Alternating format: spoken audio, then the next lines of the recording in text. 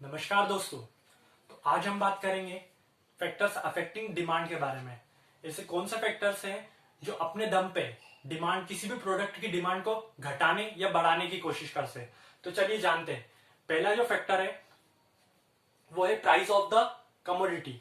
ठीक है, मतलब कि प्रोडक्ट की खुद की प्राइस उसकी डिमांड को घटा भी सकती है और बढ़ा भी सकती है। तो ऐसा कैसे? चलिए, अपन ने पहले लॉ ऑफ डिमांड में भी पढ़ा हुआ है कि price is inversely proportional to the quantity demanded. मतलब जैसे जैसे किसी प्रोडक्ट की प्राइस बढ़ेगी वैसे वैसे उसकी क्वांटिटी डिमांडेड जो रहेगी वो घटेगी। चलिए एक एग्जांपल ले लेते हैं। जैसे मैं रोज चाय पीता हूँ, ठीक है, जनरली सब 2 या 3 बार चाय पीते हैं। अब उस चाय की कीमत क्या रहती है? उस चाय की कीमत रहती है 5 या 10 रुपए। अब वही चाय अगर कोई मुझे बोले कि यार ये सर ये लो चाय, ये 1000 रुपए की, तो मैं बोलूंगा भाई जा ले जा यार तेरी चाय। और ऐसा भी नहीं होना चाहिए कि सामने से बंदा खड़ा होकर बोल रहा है कि सर मिजाज में उबाल तो वाजिब है, चाय के शौकीन जो है। तो ये चीजें नहीं होनी चाहिए। अदर थिंग्स रिमेन कांस्टेंट होना चाहिए। तो ये क्या होता है? Price of the commodity. अगर प्राइस ऑफ द कमोडिटी बढ़ेगी तो उसकी डिमांड जो रहेगी वो कम होगी, और अगर प्राइस घटेगी तो क्वांटिटी डिमांडेड ज्यादा हो जाएगी। ठीक है, देन हम आते हैं सेकंड फैक्टर्स पे। सेकंड फैक्टर पे आते हैं। सेकंड फैक्टर क्या होता है? Price of the related commodity. Price of related commodity क्या होता है? तो सबसे पहले हम जानेंगे कि रिलेटेड कमोडिटी क्या होता है। रिलेटेड कमोडिटी में दो तरह की चीज आती है। एक होता है कॉम्प्लीमेंट्री गुड्स और एक होता है सब्स्टिट्यूट गुड्स। तो कॉम्प्लीमेंट्री गुड्स क्या होता है? कॉम्प्लीमेंट्री गुड्स माने जो चीजें एक साथ यूज करी जाती है, जैसे जो गुड्स साथ में यूज किए जाएंगे। For example tea and sugar, ink और पेन, या फिर कार और पेट्रोल। तो अगर इनमें से किसी भी एक चीज की, जैसे शुगर है, उसकी जो है अगर शुगर की प्राइस बढ़ जाती है, सपोज करिए शुगर की प्राइस बहुत बढ़ गई, आज 100 रुपए किलो हो गई शुगर, तो जो चाय की जो डिमांड रहेगी वो भी ऑटोमेटिक क्या रहेगी? घट जाएगी। क्योंकि जब लोग शुगर ही नहीं खरीदेंगे तो चाय भी ऑटोमेटिकली कम कर देंगे। तो ये देन सेकेंड चीज पे आते हैं हम, वो रहता है substitute goods. Related related commodities में सब्स्टिट्यूट गुड्स। अब सब्स्टिट्यूट गुड्स क्या होता है? एक के बदले दूसरा प्रोडक्ट यूज करने वाले। जैसे कि मैं किसी इस चीज को छोड़ के किसी दूसरे को यूज कर सकूं। फॉर इसके एग्जाम्पल सर, हमें तो एग्जाम्पल से समझाइए। एग्जाम्पल क्या होता है? T and coffee. ठीक है, अगर मुझे चाय नहीं पसंद, या फिर कोई चाय की प्राइस जो है वो महंगी है, 1000 रुपए की चाय बिक रही है भाई मार्केट में आज, तो मैं क्या करूंगा? मैं कॉफी पे शिफ्ट कर जाऊंगा। For example Coke and Pepsi, ये भी दोनों, कोक नहीं तो पेप्सी। घी और बटर, या फिर हम बोलेंगे जेल पेन बॉल पेन। बस या फिर कार। यार ठीक है, कार मुझे महंगी पड़ रही है तो मैं क्या करता हूँ? बस पे आ जाता हूँ। तो ये फैक्टर था। तो ये होता है प्राइस ऑफ रिलेटेड कमोडिटीज। अब आते हैं हम थर्ड फैक्टर पे। थर्ड फैक्टर क्या है? Level of income of the house hold. क्या है? Larger the income, larger the quantity demanded.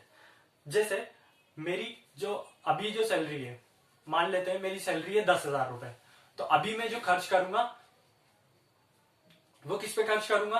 सिर्फ अपनी नेसेसिटीज पे। ठीक है, मुझे बहुत जरूरी चीजें रहेंगी उन पे ही मैं खर्चा करूंगा। पर मान लेते हैं कि मेरी जो इनकम है वो अब बढ़ के हो गई है 1 या 1.5 लाख रुपए, तो फिर मैं क्या करूंगा? मैं बढ़िया घर खरीदूंगा, गाड़ी खरीदूंगा मेरी बेहतरीन, या फिर भाई मोबाइल होना चाहिए तो आईफोन होना चाहिए। तो बोलते हैं कि larger the income, larger the quantity demanded. ठीक है, ये हो गया अपना थर्ड फैक्टर। अब आते हैं फोर्थ फैक्टर पे। फोर्थ फैक्टर क्या होता है? Taste and preferences of consumer. Taste and preferences. अगर आज से हम कुछ साल पहले की बात करें, कुछ साल पहले की मतलब जब कीपैड फोन चला करते थे, ठीक है, सब लोग उसी का काम हो जाता था। पर फिर आए feature phone and then smartphone पे शिफ्ट हुए हम। तो अगर अब आपसे कोई बोले कि आप वो कीपैड फोन ले लीजिए, ठीक है, ये मार्केट में बिक रहा है आप ले लीजिए, तो आप लेंगे? नहीं, क्योंकि भाई ट्रेंड ही चल गया है आपका। जो पीपल है उनका टेस्ट जो है वो बदल चुका है कि अब किसी को भी कुछ फोन चाहिए मतलब स्मार्टफोन चाहिए। तो इस पे भी डिपेंड करता है। जैसे पहले चलते थे वो बॉक्स वाले जो टीवीज आते थे, पर अब चाहिए तो एलईडी चाहिए, एलसीडी चाहिए। तो ये होता है। देन उसके बाद अदर फैक्टर्स जो रहते हैं उसमें भी 3 फैक्टर्स है हमारे पास। सबसे पहला फैक्टर है साइज ऑफ पॉपुलेशन। अब साइज ऑफ पॉपुलेशन, इंडिया को बोला जाता है कि भाई ये बहुत बड़ा मार्केट है, बहुत बड़ा। तो यहाँ पर भी कोई सी भी कंपनी स्टेब्लिश होना, अगर सेल चाहिए तो इंडिया में मिल सकती है हमको। क्यों? क्योंकि हमारी पॉपुलेशन बहुत ज्यादा है। तो जितनी ज्यादा पॉपुलेशन होगी उतनी क्वांटिटी डिमांडेड होगी, क्योंकि चलो एक नहीं खरीदेगा, दूसरा बंदा नहीं, तीसरा खरीदेगा, चौथा खरीदेगा, तो वैसे वैसे क्या होगी, जितनी ज्यादा पॉपुलेशन होगी उतनी ज्यादा क्वांटिटी डिमांडेड होगी।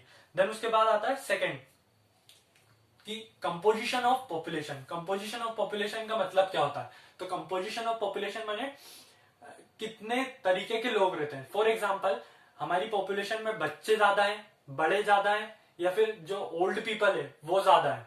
तो अगर हम मानते हैं एग्जाम्पल के रूप में कि हमारी जो पॉपुलेशन है, हमारी कंट्री की पॉपुलेशन है, उसमें बच्चे ज्यादा है, छोटे छोटे बच्चे, ठीक है। तो अब हमारी इकोनॉमी में क्या, हमारी कंट्री में किस चीज की डिमांड ज्यादा रहेगी? तो आपसे पूछता हूँ, टॉयज की डिमांड ज्यादा रहेगी, देन टॉफी, चॉकलेट्स, केक्स, ठीक है, इन चीजों की, बेबी प्रोडक्ट्स जो आते हैं उन चीजों की डिमांड ज्यादा रहेगी। देन आते हैं हम अगले उस पर, डिस्ट्रीब्यूशन ऑफ इनकम। अगर कोई सी भी हमारी जैसे कंट्री है, उसमें सभी लोगों के पास बराबर पैसा है, मतलब जो इनकम गैप है वो ज्यादा नहीं है, तो क्या होगा कि सभी लोगों के पास परचेसिंग पावर ज्यादा रहेगी। वो परचेसिंग पावर ज्यादा रहेगी तो हम लोग क्या करेंगे, ज्यादा से ज्यादा चीजें खरीदेंगे, तो जिससे क्या होगी, डिमांड इंक्रीज होगी। वैसे इन फैक्टर्स के अलावा, तो ये थे हमारे फैक्टर्स जो अफेक्ट करते हैं किसी भी कमोडिटी की डिमांड को। अब इन फैक्टर्स के अलावा भी बहुत सारे प्रोडक्ट फैक्टर्स रहते हैं, एजुकेशन हो गया, या फिर जैसे आप वेदर हो गया, ये सब बहुत सारे फैक्टर्स है जो किसी भी प्रोडक्ट को डिमांड को अफेक्ट करते हैं। तो चलिए आज की वीडियो में इतना ही, थैंक यू।